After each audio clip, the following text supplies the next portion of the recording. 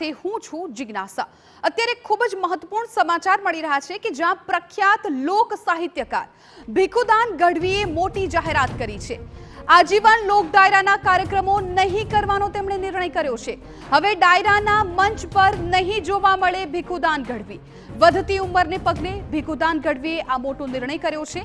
પાછલી જિંદગીમાં હવે ભગવાનના ભજન કરીશું તેવું પણ ભીખુદાન ગઢવીએ કહ્યું છે।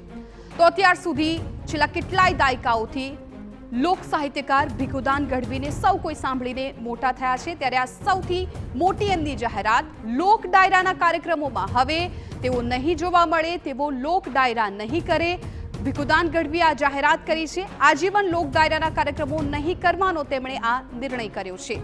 મહત્વપૂર્ણ છે કે અત્યાર સુધી તેમને પોતાના કામ માટે પદ્મશ્રી એવોર્ડથી સન્માનિત કરવામાં આવ્યા છે। આ સિવાય અન્ય પુરસ્કારો તેમના નામે પણ બોલ્યા છે। કાગ પુરસ્કારથી પણ તેમને સન્માનિત કરવામાં આવ્યા છે। ત્યારે લોક ડાયરાના કાર્યક્રમો નહીં કરવાનો તેમનો મહત્વપૂર્ણ નિર્ણય। તો ખુદ ભીખુદાન ગઢવી અમારી સાથે ફોન લાઈન પર જોડાઈ ગયા છે। ભીખુભાઈ, ખૂબ સ્વાગત છે આપનું TV9માં। છેલ્લા 4 દાયકાથી તમારા ડાયરામાં મલકની વાતો લોકો સાંભળતા હોય છે અને આજે તમારી આ મોટી જાહેરાત કે હવે તમે ડાયરાના મંચ પર નહીં જોવા મળો માટે કે હવે મને ઉંમર થઈ ગઈ છે મારી, અને એને હિસાબે મને વિસ્મૃતિ થઈ જાય, એટલે આપણે સ્ટેજ ઉપર જે કાંઈ બોલવું હોય, ગાવું હોય એમાં ભૂલી જઈએ અને આપણે ન્યાય ન આપી શકીએ, ગોટે ચડી અને લોકોને ઓલું થાય, એના કરતાં આપણે હવે પાછું વળી જવું જોઈએ। એ નિર્ણયને ધ્યાનમાં લઈને મેં આ નિર્ણય લીધો છે। બિલકુલ ભીખુદાનભાઈ, ઘણા તમારા એવા ચાહકો કે જે તમને વારંવાર સાંભળવા માટે તમારા કાર્યક્રમોમાં આવતા હોય છે, એ લોકોને તમે શું કહેશો? કેમ કે હવે ડાયરામાં તો એમને તમારો અવાજ સાંભળવા નહીં મળે। તમારા જે સાહિત્યની વાતો છે, તમારી જે સાહિત્યના ગીતો છે, એ હવે કોઈ પણ માધ્યમ થકી તમે શું તમારા ચાહકો સુધી પહોંચાડશો?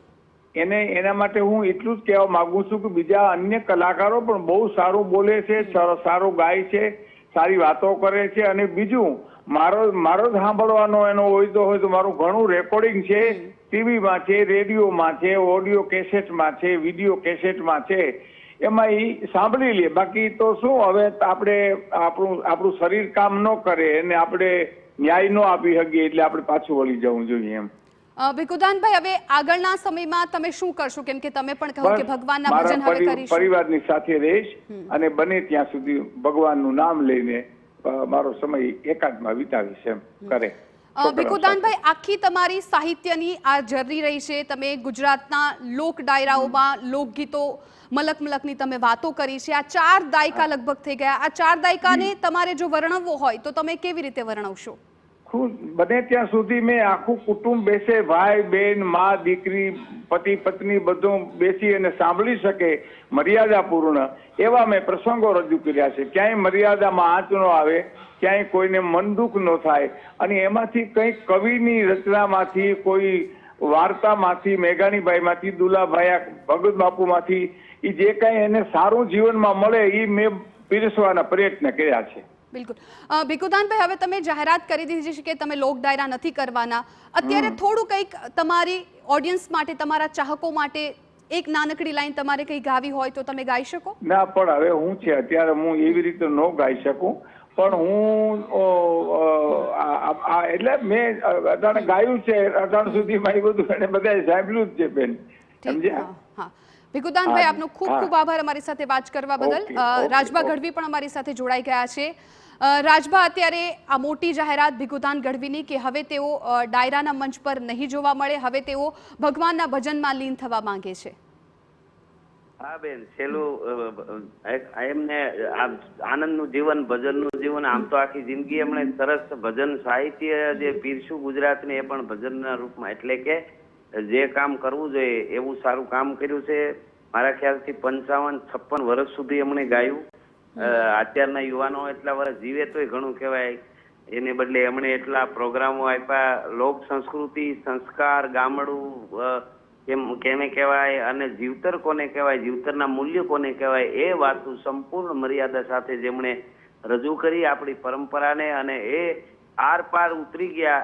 એમના પરમાત્માનું એનું ભજન ખાલી બોલવું એટલું નહીં, પણ એમનો સાચો ભજન હતું। એટલે એ ખૂબ સરસ રીતે એમને આપણે વંદન કરીએ છીએ, અને મોટી વાત એ કે એમને બંધ કરવું પડ્યું, નહીં તો લોકો છોડી દે છેલ્લે, એવું પણ ક્યાંક ક્યાંક બને, પણ એમણે બંધ કરવું પડ્યું, લોકોએ એમને ન છોડ્યા, એ એમનું સાધના છે. જી બેન.